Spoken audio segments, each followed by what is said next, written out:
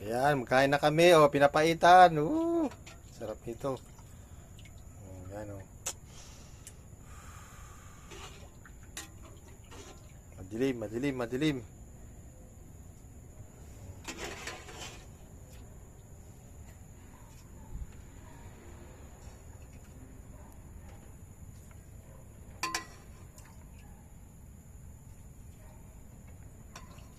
Hindi tayong tatlo na lang. Kasi kunti lang yan eh. Oo, para makakaya. Kasi pero tikman lang din eh. Tikman na lang. Magpatikim na lang din siya, di ba? Oo. Kasi masarap yan eh. Kasi sa atin nga lang yan eh. Ubus na yan. Tayo pa. Kaya nakaka naman, di ba? Gusto nila eh. Gusto nila tikman eh. Taki.